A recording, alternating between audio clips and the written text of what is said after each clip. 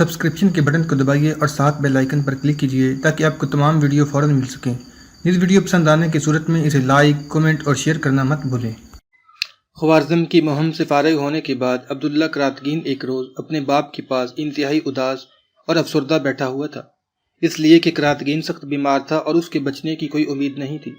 اور اس موقع پر اس کے کمرے میں عبداللہ کراتگین کے بھائی سنجر اور اس کی بیوی ارجان کے علاوہ وہاں احمد نیالگین، اس کی بیوی باشان، احمد نیالگین کا بھائی عثمان اور اس کی بیوی اور عبداللہ کراتگین کی بہن خسار سب اداس اور افسردہ بیٹھے ہوئے تھے۔ ایسے میں حویلی کے دروازے پر دستک ہوئی تھی۔ دستک کی آواز سنتے ہی سنجر اپنی جگہ سے اٹھا اور کہنے لگا، میں دیکھتا ہوں کون آیا ہے۔ اس کے ساتھ ہی سنجر کمرے سے نکل گیا تھا۔ تھوڑی دیر بعد وہ لوٹا، اس کے ساتھ چندوار اور 2 مسلح جوان تھے۔ چندوار کے آنے پر عبداللہ کراتگین چونکا تھا۔ چندوار اور اس کے دونوں ساتھیوں سے اس نے مصافحہ کیا، انہیں اندر لے کر آیا۔ ارجان، باشان اور خسار ایک طرف ہو کر بیٹھ گئی تھیں۔ کچھ دیر تک عبداللہ کراتگین چندوار اور اس کے دونوں مسلح ساتھیوں کی طرف غور سے دیکھتا رہا، پھر چندوار کو اس نے مخاطب کیا، چندوار تمہارے ساتھ کاشی نہیں ہے؟ عبداللہ کراتگین کے یہ الفاظ سن کر چندوار اور اس کے دونوں ساتھی رونے والے ہو گئے تھے۔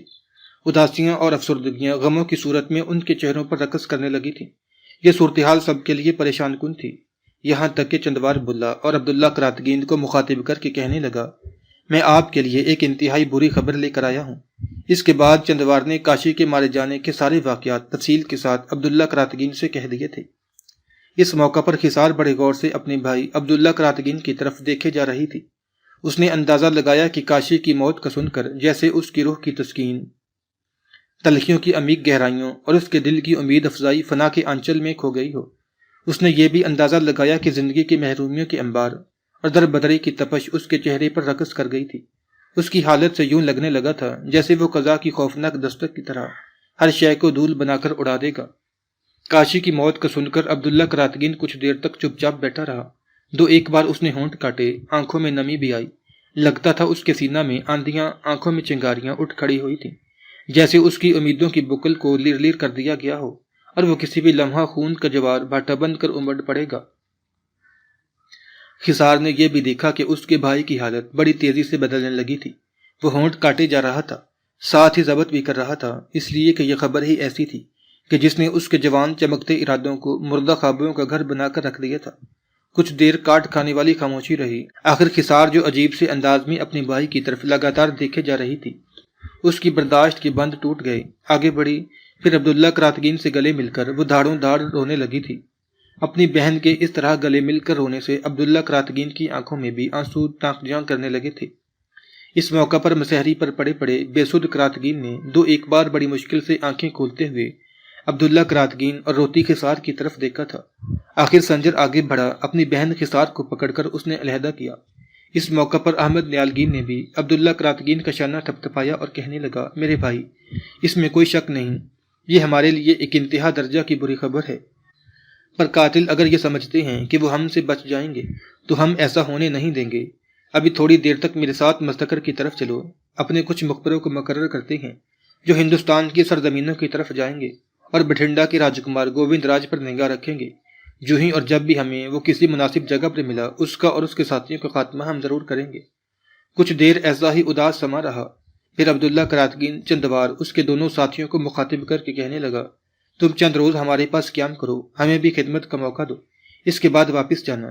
اس پر چندوار کہنے لگا، عبداللہ کراتگین، آپ کی بڑی مہربانی کہ آپ نے ہمیں یہ پیشکش کی، لیکن ہم ایک رات غزنی سے باہر ایک سرائے میں قیام کر چکے ہیں۔ ہم سمجھ رہے تھے کہ یہاں کے لوگ ہمارے لیے نقصان کا باعث بنیں گے، لیکن ہم نے کہیں بھی اپنے لیے خطرہ محسوس نہیں کیا۔ ہم قیام نہیں کریں گے، اس لیے کہ راجکماری کوشل دیوی کا ہمارے لیے حکم ہے کہ فی الفور واپس آ کر پورے حالات سے اسے آگاہ کرنا ہے۔ کوشل کو کاشی کے مرنے کا بے حد دکھ اور غم ہے، وہ بیچاری خود ان دنوں مصیبت میں گری ہوئی ہے۔ راجہ جے پال ثانی کشمیر سے واپس لاہور پہنچ چکا ہے۔ اس کا ارادہ ہے کہ کوشل کی شادی بٹھنڈا کے راجکمار گووند راج سے کر دے، جبکہ کوشل ایسا نہیں چاہتی۔ میں آپ لوگوں پر یہ بھی انکشاف کر دوں کہ نارائن، جس کا اس سے پہلے میں نے اپنی گفتگو میں ذکر کیا ہے، وہ کوشل اور کاشی دونوں کو اپنی بہن سمجھتا ہے، اور اگر جے پال نے کوشل پر سختی کی اور زبردستی اسے بٹھنڈا کے راجکمار گووند راج سے بیانا چاہا تو کوشل نارائن کے ایک تہخانہ میں منتقل ہو جائے گی اور اس وقت تک تہخانہ میں رہے گی جب تک حالات اس کے حق میں پلٹا نہیں کھاتے۔ عبداللہ کراتگین، ہمارے بھائی برا نہ مانیے گا، ہمیں آپ کے دکھ، آپ کے غم کا پورا احساس ہے۔ ہم جانتے ہیں کاشی آپ کو کس قدر چاہتی تھی۔ آپ سے ہماری یہ بھی گزارش ہے کہ آپ کوشل کے سلسلہ میں اپنا دل صاف کیجیے گا۔ یقیناً آپ تک بھی یہ خبریں پہنچی ہوں گی کہ کوشل آپ کے خاتمہ کے در پہ ہے، لیکن اب وہ پرانی کوشل مر چکی ہے۔ وہ خود بھی بٹھنڈا کے راجکمار گووند راج سے اپنی بہن کاشی کا انتقام لینا چاہتی ہے، اور سب سے اچھی بات یہ کہ کوشل نے کاشی کو شمشان گھاٹ میں چتا کی طرف نہیں جانے دیا۔ جس وقت کوشل کو کاشی کے مرنے کی خبر ملی وہ پاگل سی ہو گئی تھی۔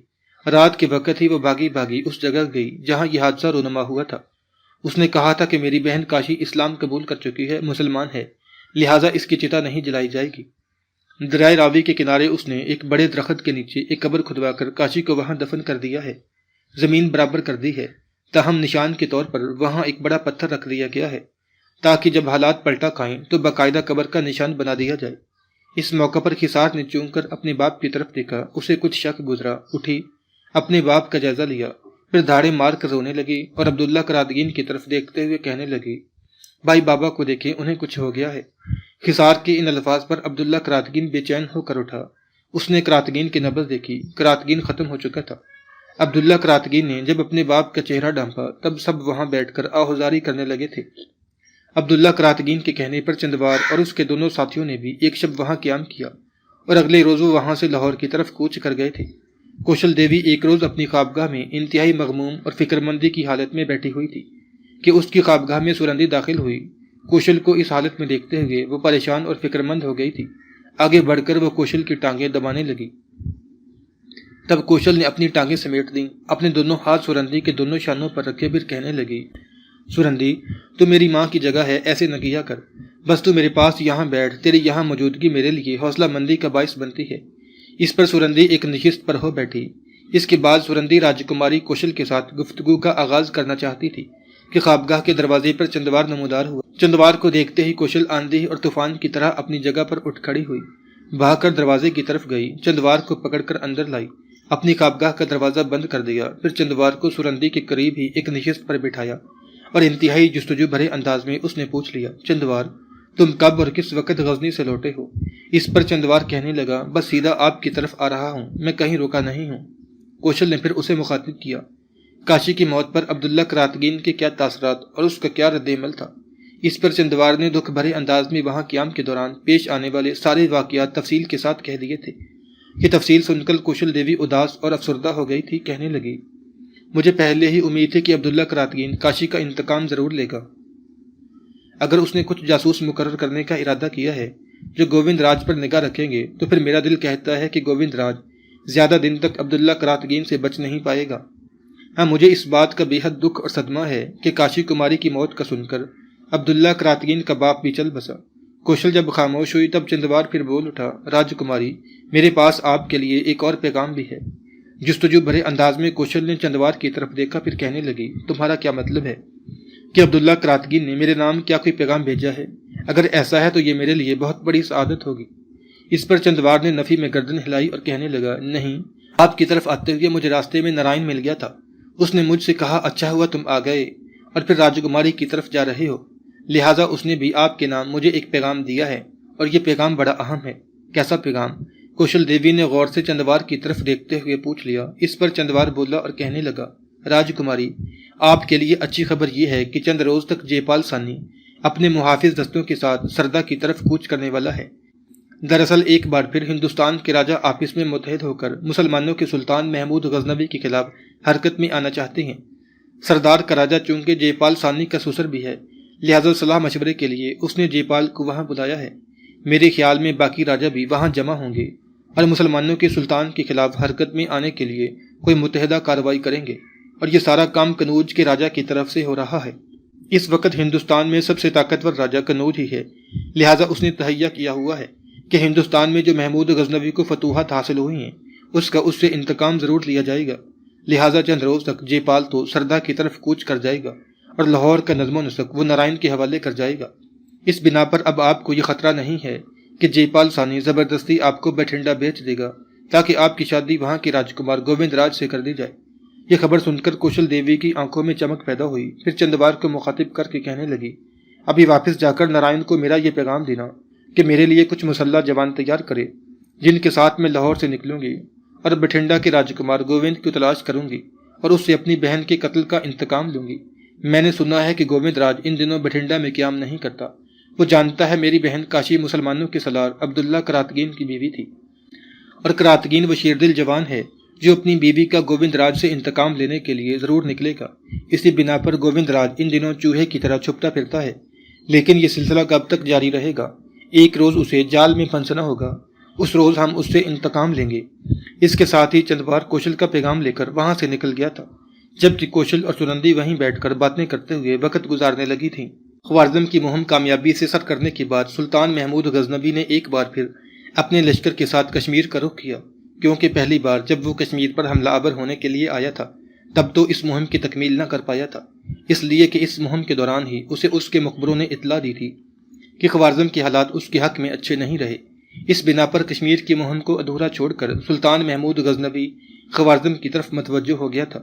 چنانچہ خوارزم کے معاملات آسان طریقے سے نمٹانے کے بعد سلطان محمود نے ایک بار پھر اپنے لشکر کے ساتھ کشمیر کا رخ کیا۔ اس مرتبہ سلطان جب کشمیر کی حدود میں داخل ہوا تو کشمیر کا راجا سنگرام بھی سمجھ چکا تھا کہ پہلی بار جو سلطان اس مہم کو ادھورا چھوڑ کر گیا تھا تو وہ خوارزم کے حالات کی وجہ سے تھا، اور اس بار جو سلطان اپنا لشکر لے کر کشمیر کی طرف بڑھا ہے تو وہ اپنی مہم کو پایا تکمیل تک پہنچائے بغیر ٹلے گا نہیں۔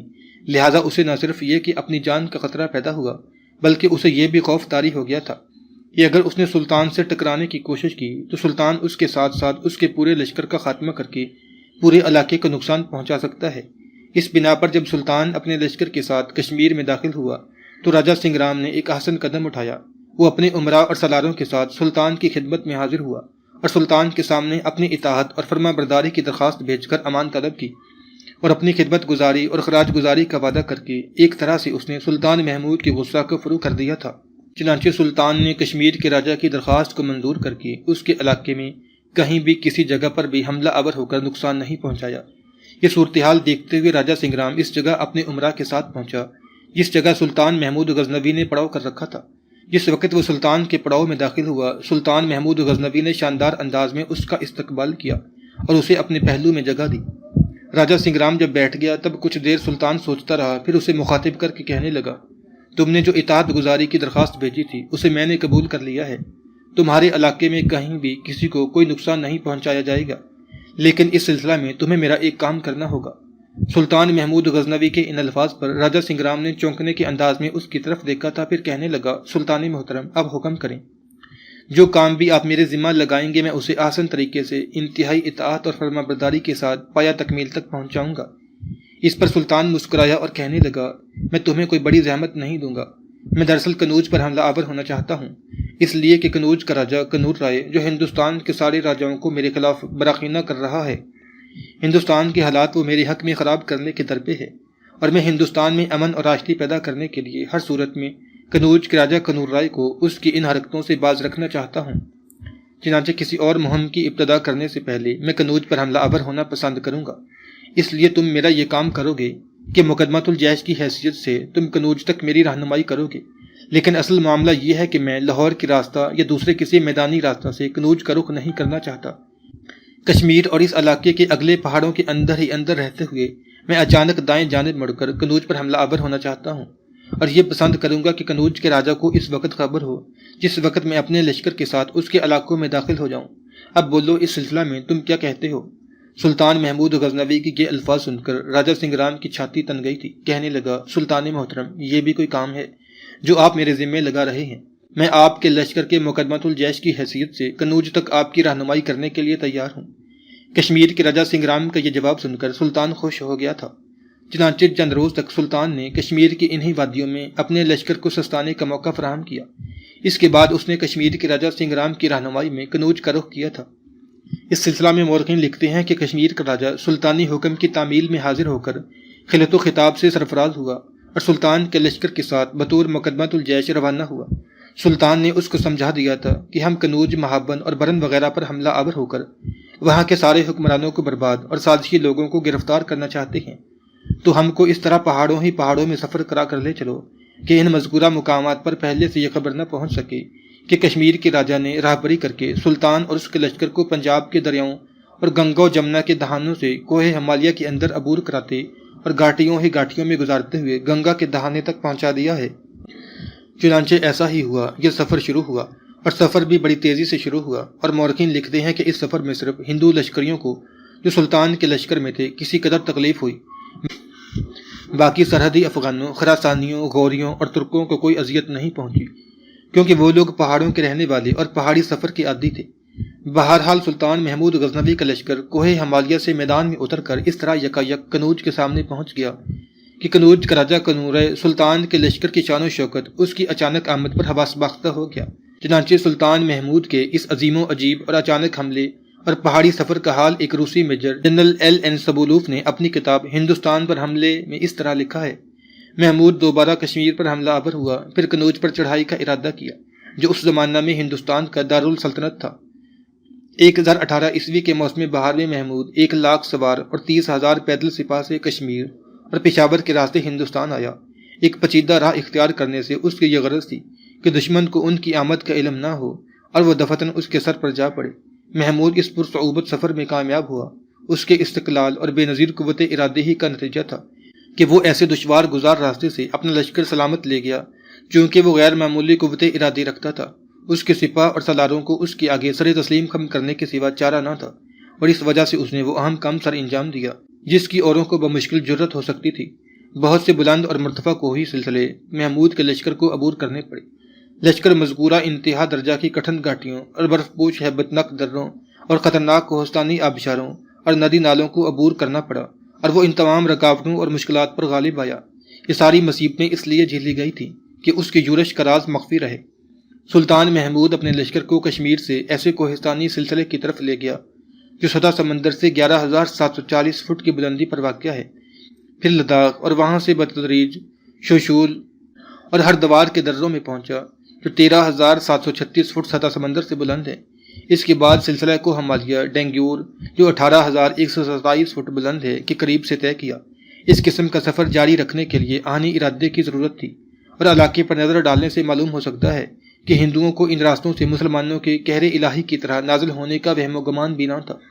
لیکن جب غزنی کا لشکر نیپال کی مغربی سرحد پر پہنچا تو انہیں معلوم ہوا کہ خوفناک سپہ سالار طاقتور لشکر کے ساتھ ہندوستان کے قلب میں مارکا آرا ہونے کے لیے بگولے اور آندھی کی طرح تیزی سے چلا آتا ہے، اور اس کے مقابلے کی تیاریوں کے لیے اب وقت کہاں تھا۔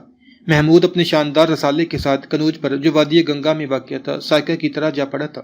یہ الفاظ ایک روسی میجر جنرل کے ہیں جس نے کوہستانی سلسلے کے اندر سلطان محمود غزنوی کی پیش قدمی کی تصویر کھینچی ہے۔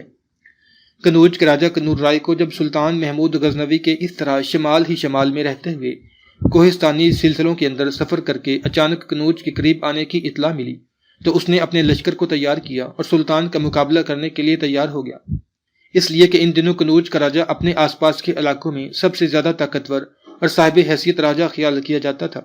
چنانچہ اپنی آن بان کے تحفظ، اپنی انا کی پونجی کی حفاظت کے لیے اپنا لشکر لے کر وہ نکلا، اور جو ہی سلطان محمود غزنوی اپنے لشکر کے ساتھ اس کے سامنے آیا، اس نے سلطان کے لشکر کی تھکاوٹ سے فائدہ اٹھاتے ہوئے ایک دم حملہ آور ہو کر اپنی فتح مندی کے در کھولنا چاہی۔ اس بنا پر وہ فوراً اپنے لشکر کے ساتھ سلطان محمود کے لشکر پر خوابوں کے پاتال میں بے معنی لفظوں کی بہتی رال، اجالوں کی جستجو کو اجاڑتی، بدترین لمحوں کی سیال سیاہی کی چادر بکھیرتی، جبر کی شرازہ بندی کرتے، جرم کی قوت کا نشان بناتے، زہر میں بجھے نشتروں کی طرح حملہ آور ہو گیا تھا۔ سلطان محمود غزنوی پہلے سے ہی دشمن کے حملوں کا دفاع کرنے کے لیے بالکل تیار اور مستعد تھا۔ چنانچہ اپنی کارروائی کی ابتدا کرنے سے پہلے سلطان محمود غزنوی نے جذبوں کی محرابوں میں بے خوفی کی اسماء، آنکھوں کی راہداریوں میں دل آشوب مناظر، سانسوں کی گردش میں بے ثمر ریاضت بھر دینے والے انداز میں پہلے تکبیریں بلند کی۔ اس کے بعد سلطان اپنے لشکر کے ساتھ کنوج کے راجہ کنور رائے پر احساس کی تہوں میں زندگی کی راہداریوں میں ہلچل برپا کر دینے والے موت کے بے روک بگولوں، اندھیروں کی گھات میں انوار کے سیلے رواں کی طرح جاری ہو جانے والی آتشی بیکراں موجوں اور تشنگی میں لپٹتے انجانے سرکش جذبوں کی طرح حملہ آور ہو گیا تھا۔ کچھ دیر تک کھلے اور وسیع میدانوں میں دونوں لشکر بڑے ہولناک انداز میں ایک دوسرے سے ٹکراتے رہے۔ کنوج کے راجہ کنور رائے کو پکی یقینی اور پختہ امید تھی کہ سلطان محمود کا لشکر چونکہ ایک لمبا سفر طے کرتا ہوا تھکا آ رہا آیا ہے، لہذا کامیابی اور فتح مندی اسی کی ہوگی۔ لیکن تھوڑی دیر تک مزید جنگ کرنے کے بعد کنور رائے کے سارے گمان، اس کی ساری امیدیں، اس کے سارے ظن مایوسی بن کر بہنا شروع ہو گئے۔ اس لیے کہ ابھی تک سلطان محمود اور اس کے لشکریوں کے حملوں میں تازگی اور خوفناکی برپا تھی، اور اپنے سامنے اس کا ایک لشکری کنور رائے کے کئی کے لشکریوں کو موت کی گہری نیند سلاتا چلا جا رہا تھا۔ اور پھر کنور رائے نے یہ بھی دیکھا کہ مسلمان لشکری سلطان محمود کی کمانداری میں ناپید کرنے والے غیر فانی جذبوں ٹھوکر کو اس کے لشکریوں کے ہنر کا مقدر بناتے ہوئے بڑی تیزی سے کنور رائے کے لشکر کے وسیع حصہ کا رخ کر رہے تھے۔ یہ صورتحال جب مزید کچھ دیر جاری رہی تب راجہ کنور رائے کے لشکر کی حالت پاتال سے اٹھتے اندھے اندھیروں میں رائیگاں ہوتی جدوجہد، بے انت خواہشوں کے سمندر میں دل گرفتہ، نڈال اور افسردہ کر دینے والے جذبوں، وسوسات اور بدگمانیوں کے ابلتے کھولتے بحر میں دل آشوب مناظر اور بے ثمر ریاضت سے بھی زیادہ المناک ہونا شروع ہو گئی تھی۔ یہ صورتحال یقیناً کنور رائے کے لیے ناقابل برداشت تھی۔ آخر شکست اٹھا کر پلٹا اور کنوج شہر میں محصور ہو گیا تھا۔ کوہستانی سلسلے کے اندر سلطان محمود غزنوی کی پیش قدمی کی تصویر کھینچی ہے۔ کنوج کے راجہ کنور رائے کو جب سلطان محمود غزنوی کے اس طرح شمال ہی شمال میں رہتے ہوئے کوہستانی سلسلوں کے اندر سفر کر کے اچانک کنوج کے قریب آنے کی اطلاع ملی تو اس نے اپنے لشکر کو تیار کیا اور سلطان کا مقابلہ کرنے کے لیے تیار ہو گیا، اس لیے کہ ان دنوں کنوج کا راجہ اپنے آس پاس کے علاقوں میں سب سے زیادہ طاقتور اور صاحب حیثیت راجہ خیال کیا جاتا تھا۔ چنانچہ اپنی آن بان کے تحفظ، اپنی انا کی پونجی کی حفاظت کے لیے اپنا لشکر لے کر وہ نکلا، اور جو ہی سلطان محمود غزنوی اپنے لشکر کے ساتھ اس کے سامنے آیا، اس نے سلطان کے لشکر کی تھکاوٹ سے فائدہ اٹھاتے ہوئے ایک دم حملہ آور ہو کر اپنی فتح مندی کے در کھولنا چاہی۔ اس بنا پر وہ فوراً اپنے لشکر کے ساتھ سلطان محمود کے لشکر پر خوابوں کے پاتال میں بے معنی لفظوں کی بہتی رال، اجالوں کی جستجو کو اجاڑتی، بدترین لمحوں کی سیال سیاہی کی چادر بکھیرتی، جبر کی شرازہ بندی کرتے، جرم کی قوت کا نشان بناتے، زہر میں بجھے نشتروں کی طرح حملہ آور ہو گیا تھا۔ سلطان محمود غزنوی پہلے سے ہی دشمن کے حملوں کا دفاع کرنے کے لیے بالکل تیار اور مستعد تھا۔ چنانچہ اپنی کارروائی کی ابتدا کرنے سے پہلے سلطان محمود غزنوی نے جذبوں کی محرابوں میں بے خوفی کی اسماء، آنکھوں کی راہداریوں میں دل آشوب مناظر، سانسوں کی گردش میں بے ثمر ریاضت بھر دینے والے انداز میں پہلے تکبیریں بلند کی۔